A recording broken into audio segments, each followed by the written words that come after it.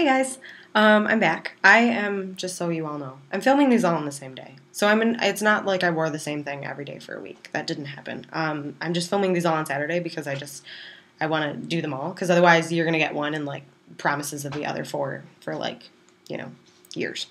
So these questions are from Meg and today was a fairy tale. And she has 10 questions. I think it's supposed to be 11, but she has 10. Okay. So the first question is, how do you start your days? I start my day by waking up to my shrieking alarm. And then I, cross the room and shut it off. Because if I don't actually, I have to put my alarm across the room. It's my cell phone. So I have to put it across the room. Because if I don't actually get out of bed, I will not actually get up for the day. So I have to get up to turn it off, and that way I will actually be out of bed and kind of too lazy to go back, which I didn't know that was possible, but it is. So I do that for an hour or so. I'll set my alarm every so often, every 20 minutes or 15 minutes or something. And so I do that. I'm normally in a stupor. I don't really wake up for the first 3 hours I'm awake. I just kind of exist. So yeah. Okay. Number 2 is, what's your favorite movie of all time? My favorite movie is The Help. I think that they did a phenomenal job of keeping the storyline accurate. And I am a writer, so I obviously value that very much. And I'm just a stickler for accuracy. So I think they did a really great job. I think Emma Stone was fantastic. I think all the actors and actresses were fantastic in that movie. I think it was just really well done, and I just really, really liked it. So, number 3, name one thing you missed from the 90s. I don't. Maybe coming home and watching cartoons. Watching Scooby-Doo and stuff. I don't really know that there's a thing, though. Sorry. There's stuff in my lip. I don't know. I really don't. Yeah, I don't know. Maybe, I thought this was always kind of cool, and this is clearly showing the nerd side of me, I guess, but, those Mac computers where they had, that translucent color stuff on, the desktops, I thought that was cool. But I never had one, so I don't know if I can really say that I missed that. I just thought it was cool. Yeah, I don't know. Meg, I'll have to get back to you on that one. All right, number 4. If you won the lottery, what's the first thing you'd do with the money? Pay back on my loans. Oh, my goodness. I would pay them all back. I had to take a loan out my second year of school. I took out a federal loan. So I'd pay that back. And then I'd pay my parents back for all the money I owe them because I took out a loan this past year from the bank of the parents for school. And then I still owe them for, my car and other various things. So yeah, I would pay my parents and I would pay the government back all that money I used for school. Number 5, if you could live anywhere in the world, where would it be? Meg, obviously, next door to you. Duh. In all seriousness, I don't know. I really like Michigan. I don't like the winter, but I like Michigan in general. I like where I live now, the city. I like this. Let me be very, very, very clear. I like the city. All the rest, outside. Once you get outside the city limits, it really is cornfield after cornfield after cornfield. I can't stand that. I grew up in the city. I grew up in city suburbs, but it was city enough-ish to be city. I can't do the country. I'm sorry, I just can't. So, I don't know that I want to live here, though. I don't know. Anywhere? Probably in all seriousness, Europe. Somewhere in Europe, that would be really cool. Or Honduras, if it weren't so dangerous right now.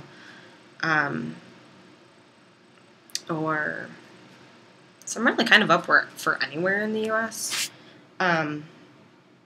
Florida? Thinking about it, maybe. Yeah, I guess, yeah, I don't know. Anywhere. I guess we'll see where I end up living throughout my life. Number 6. What do you want to be when you grow up? I don't know. probably... Like, you're asking really hard questions. Right now I'm looking into, like, the editing, publishing, or, like, museum history fields. I'm an English major with a history minor, for those of you who didn't know that. And I did not certify to teach. I didn't want to go teach in the public schools, so I just didn't want to do it. Although I keep on thinking about Teach for America, so I may end up doing that anyway without the certification, because you don't need certification for Teach for America, which is a wonderful thing for people like me, but causes another I could go on it for education forever, and I think that the requirements for teachers now here in the U.S. are just not stringent enough based on how many lunatics I had in the classroom. Yeah. My geometry teacher ranks top of the list. Yeah. She actually wasn't certified. She forged it. So, anyway. So what do I want to be when I grow up? An editor. A writer. Actually, I do have a definitive answer. I'm sorry for, like, my, 40 seconds of rambling on that. But I want to be a writer. I guess I could say that I am already, but maybe a published writer. Yeah, I want to be a published writer when I grow up.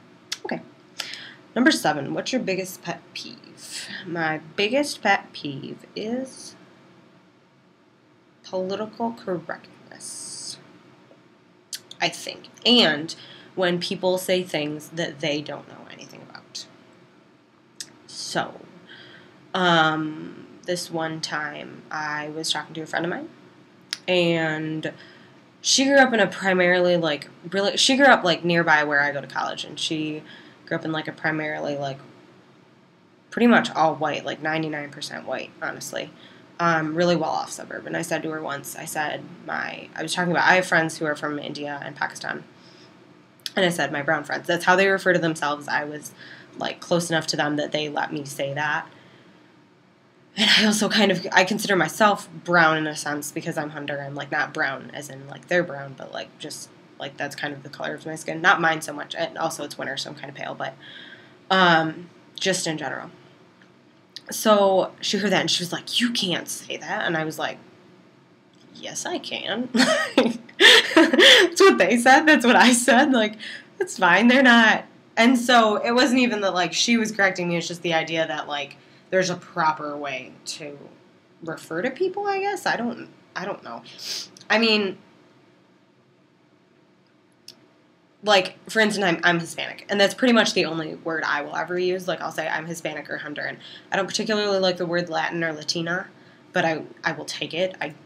I mean, I'm Latin, I am Latina, I get that. I just don't particularly care for the words myself. So when people who, like, get all up in arms about saying, like, white or brown or black, I'm like, yeah, no. And I've had African-American friends tell me they prefer to hear black, like, they prefer to say that. And they prefer to hear it from other people. So I'm like, okay, all right, I'm just going to say white and brown and black because that's what you are, or, that's what I am, whatever. So, yeah, that's my, like, political correctness. And then I had one professor who really, really, really irritated me. The reason she did so is because she would say certain things about minorities, and I was like, I am a minority, and you're wrong. Sorry. I guess, but I'm not sorry because, I don't know, it was just, I'm not even going to get into it, otherwise I'm never going to stop, but it's just, if you, I don't know, or like when people call me Mexican, that's another thing that really makes me angry. Okay, Mexican and Hispanic are not the same. They're not.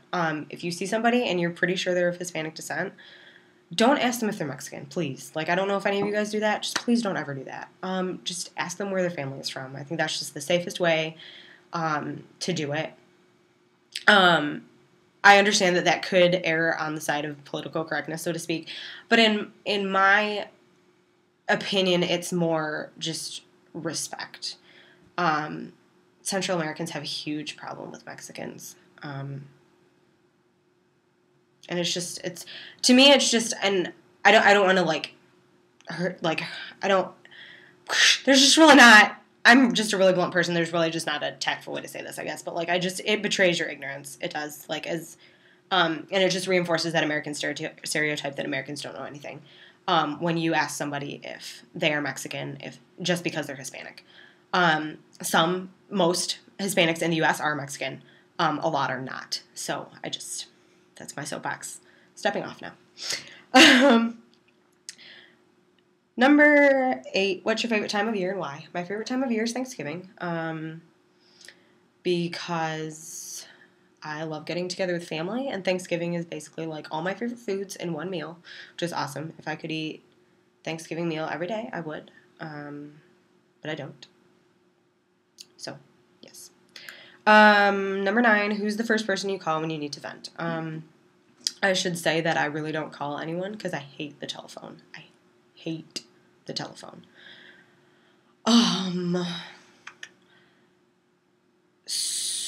But there are a few people that I vent to. My friend Liz. She was one of the people on housing staff on my floor my first year of college. And she and I are really, really, really good friends now. So I talk to her. Or I talk to my friend Taisha. Or my friend Tessa. And Tessa and Taisha and I have all been friends since 3rd grade. So, yep, I talked to one of them. And the last question is, what's your favorite food? And my favorite food, there are a couple of things. I love chicken. Fried chicken is the best. I love fried chicken. And I also really like, what was I going to say? Oh, my mom makes this really good stuff. It's like rice and ground beef and vegetables, which mixes it all up together, and it is the most delicious thing ever. I could eat that forever. But probably the best and most favorite food ever in my whole life, in my estimation, is what you call a baleada. And it's a Honduran food, and basically what it is, it's a tortilla, and then it's frijoles. It's basically like mashed up. Like, well, you put them in the blender. They're blended up kidney beans. And then you like cook them on the stove for basically until it boils and gets like, I don't want to say creamier, but like thicker. And so then you put the frijoles on the tortilla, and then you put like, there's a special kind of like really crumbly cheese that you can get in Honduras you can put on it. I put Parmesan when we don't have the crumbly cheese, because a lot of the time we don't have the crumbly cheese. So I put Parmesan, and then because my mother never cooks with any spices, I put salt on there because that way it just adds to the flavoring. So that's my favorite food, and oh my goodness, these are really long vlogs. I feel really bad, but I guess you don't have to watch the whole thing if you don't want to. I'm glad this disclaimer is at the end. But anyway, so yeah, those are all Mike's questions, and I will see you next time.